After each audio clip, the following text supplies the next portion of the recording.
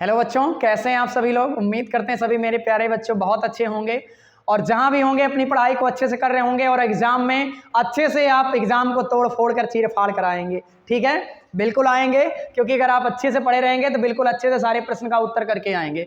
क्योंकि कहा जाता है कि जब टूटने लगे हौसले तो याद रखना, बिना मेहनत के तक तो ताज नहीं मिलते, ढूंढ लेते हैं अंधेरों में भी अपनी मंजिल, क्योंकि जुगनू कभी रोशनी के मोहताज नहीं होते। तो बिल्कुल बच्चों, आपको बिल्कुल परेशान नहीं होना है। यदि आप एक जुगनू की तरह काम करेंगे तो कभी किसी की आपको मदद नहीं लेना पड़ेगा। आप अपना रास्ता खुद बनाएंगे, अपने अंधेरे को खुद आप मिटाएंगे, क्योंकि आपके पास उजाले की आवश्यकता नहीं होगी, आपके पास खुद उजाला होगा। तो चलिए बच्चों, आज हम लोग मैथ को देखते हैं। मैथ में किस किस टॉपिक को पढ़ना जरूरी है। मैं सब सवाल को लगा के तो नहीं समझा सकता हूं, लेकिन इतना जरूर बताऊंगा कि सवाल को आपको सबसे ज्यादा ध्यान देने की जरूरत है। सबसे पहले आपको प्रतिस्थापन विधि समीकरण में प्रतिस्थापन विधि आपको पढ़ना है। ठीक है, विलोपन विधि पढ़ना है। इनको आपको सबसे ज्यादा समीकरण में ध्यान देना है, दो विधि को। ठीक है, इसको आप ध्यान देना है। एक वज्र गुणन विधि होता है, जो उल्टा गुणा किया जाता है, वज्र गुणन विधि। इन तीन विधि को आपको अच्छे से समीकरण को पढ़ना ही पढ़ना है, क्योंकि इससे कोई ऑब्जेक्टिव प्रश्न जरूर 100% है कि आपके पेपर में मिल सकता है। तो इनको आप नहीं भूलेंगे, इसको अच्छे तरीके से पढ़ेंगे। इसके बाद द्विघात समीकरण में देखिए किन किन चीजों को आपको पढ़ने की जरूरत है। द्विघात समीकरण में आपको मूल दिया हो तो समीकरण बनाना आना चाहिए, आपको ये पढ़ना है। वही x² - bx, मूलों का योगफल x प्लस एक मूलों का गुणनफल बराबर 0, इसको आना चाहिए। दूसरा, यदि समीकरण दिया हो तो आपको मूल निकालना आना चाहिए। मूल निकालने का दो तरीका है, एक खंड काट कर आप निकालिए, या फिर दूसरा श्रीधराचार्य सूत्र का इस्तेमाल करके आप इसको निकालिए। ठीक है, तो आप इस दो तरह से इसका मूल निकाल सकते हैं। जिसका खंड ना कटे आप श्रीधराचार्य सूत्र से भी निकाल सकते हैं, मतलब दोनों से भी निकालेंगे। यदि खंड कट रहा है तो दोनों से मूल वही आएगा, तो ये आपको आना चाहिए। तीसरा, आपको मूलों की प्रवृत्ति ज्ञात करने का आना चाहिए। कैसे होगा मूलों की प्रकृति? यदि धनात्मक होता है तो क्या होगा, ऋणात्मक होगा तो क्या होगा, शून्य होगा तो माइनस में होगा तो क्या होगा, इसको भी आपको, यानी ऋणात्मक जो माइनस में होगा और यदि शून्य होगा तो क्या होगा, ये भी आपको आना चाहिए। धनात्मक होगा तो वास्तविक असमान होगा, 0 होगा तो क्या होगा, वास्तविक समान होगा, ऋणात्मक होगा तो काल्पनिक होगा। इसको आपको ध्यान रखना है, कब, जब विविधकर आपको मिलेगा तब। एक आपका विविधकर डी निकालना आना चाहिए, क्योंकि विविधकर डी निकालोगे तभी मूलों की प्रवृत्ति आप ज्ञात कर सकते हो। ठीक है, तो इतना चीज आना चाहिए। दूसरा, मूलों का योगफल निकालना आना चाहिए। मूलों का योगफल जो -b/a होता है। अगला, मूलों का गुणनफल निकालना आना चाहिए। मूलों का गुणनफल c/a। द्विघात समीकरण ध्यान रखना, ax² + bx + c = 0 इसी फॉर्म में हमेशा मिलता है, और a b c हम यहीं से निकालते हैं और इसी से सारे चीजों की तुलना करते हैं जितना द्विघात समीकरण में है।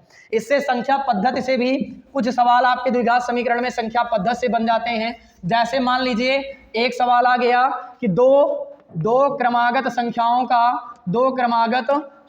का योगफल 81 है। क्या है, 81 है, तो दोनों संख्याएं याद कीजिए। या फिर दो संख्याओं के वर्गों का योगफल इतना है, प्रथम संख्या दूसरी संख्या से इतना गुनी है, तो संख्याएं याद करो। आपको इस तरह के जो संख्या पद्धति के सवाल होते हैं, आपको इनको भी पढ़ना है, क्योंकि इस टाइप के भी सवाल 3 नंबर 4 नंबर में पूछे जाते हैं। ठीक है बच्चों, तो आपको इसको भी ध्यान रखना है अपने द्विघात समीकरण में, इसको बिल्कुल भूलना नहीं है। अब हम बात करते हैं बच्चों आपके निर्देशांक ज्यामिति में। इससे भी प्रश्न पेपर में आता है। निर्देशांक ज्यामिति आपको क्या क्या निकालना आना चाहिए? तो सबसे पहले आपको बिंदु निकालने आने चाहिए। अक्ष से x और y से दूरी ज्ञात करना आना चाहिए, और x1 y1 दिया हो, x2 y2 दिया हो तो इसके मूल बिंदु से दूरी ज्ञात करना आना चाहिए। यदि x y हो तो भी आपके केंद्र बिंदु निकालना आना चाहिए। ठीक है, और यदि आपको इस निर्देशांक ज्यामिति में यदि अगर आप मूल बिंदु निकालते हैं, और कौन कौन सा चीज इसमें आ सकता है, इसमें दूरी विभाजन का सूत्र आ सकता है। ठीक है, दूरी का सूत्र आ सकता है, विभाजन आ सकता है, मूल बिंदु से दूरी पूछ सकता है, निर्देशांक पूछ सकता है, कौन कौन सा निर्देशांक होगा। इन चीजों को तो विशेष तौर से आपको ध्यान ही रखना है। ठीक है, निर्देशांक ज्यामिति में इनको एक बार रिवीजन कर लेंगे आप अच्छे से। इसलिए बच्चों क्योंकि पेपर आपका ज़्यादा समय नहीं है, मात्र 1 दिन का समय है, तो इसलिए अच्छे तरीके से आपको क्या क्या पढ़ना है इसको आप देख लेंगे। जहाँ भी पढ़े होंगे एक बार रिवीजन आप फिर से कर लेंगे, ठीक है, जहाँ भी कहीं आप भूल भटक रहे होंगे। अगला ज्यामिति में त्रिभुज पे रचनाएं से आधारित और आपके सवाल भी बहुत सारे आते हैं, जिसमें कुछ रचनाएं हैं, मैं पढ़ता हूँ, आप देखिएगा। जैसे त्रिभुज की एक भुजा के समांतर खींची गई रेखा जो त्रिभुज की शेष 2 भुजाओं के समान अनुपात में विभाजित होती है, इसको भी आपको देखना है, ठीक है। और दो त्रिभुज में संगत कोण एक उनके बराबर हो तो उनकी संगत भुजाएं अनुपातिक हो तो त्रिभुज के समरूप होते हैं, इसको भी ज्ञात करना है। ऐसे करके कम से कम बच्चों 8-10 आपको रचनाएं हैं, उनको आपको पढ़ना ही पढ़ना है, क्योंकि एक ना एक रचना पूछी जाती है। आपको एक चीज मैं बता देता हूं, त्रियक रेखा निकालना आना चाहिए, माप निकालना आना चाहिए, स्पर्श रेखा, अनुस्पर्श रेखा, ये सारी रेखाएं आपको निकालना आना चाहिए रेखा गणित में, ठीक है, क्योंकि इससे आपके प्रश्न लॉन्ग में पूछे ही जाते हैं पेपर में। ये करेंगे। इसके बाद बच्चों रेखाखंड में रचनाएं जो होंगी, रचनाएं तो आप पढ़ेंगे ही पढ़ेंगे।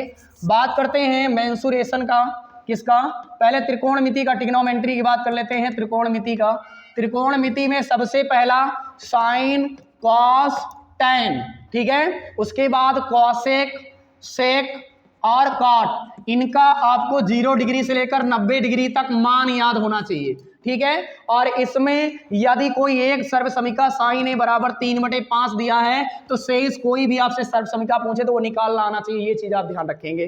किसी भी चीज का मान दिया है, दूसरे का मान पूछे तो वो निकालना आना चाहिए, ये भी ध्यान रखेंगे, क्योंकि ये भी पेपर में बहुत ज्यादा पूछा जाता है, ठीक है। इसके बाद समीकरण में सबसे ज्यादा आप देखेंगे, मान लीजिए साइन 60 अंश इंटू साइन 30 अंश, कुछ भी करके बराबर करके आपको left hand side right hand side आपसे बोल रहा है कि लेफ्ट हैंड साइड को या फिर राइट हैंड साइड को दोनों बराबर आप क्या करें, सिद्ध कीजिए। तो सिद्ध करने वाले लॉन्ग प्रश्न भी 4 से 6 नंबर में पूछा जाता है, ठीक है। तो इसको भी त्रिकोणमिति में आप ध्यान रखेंगे।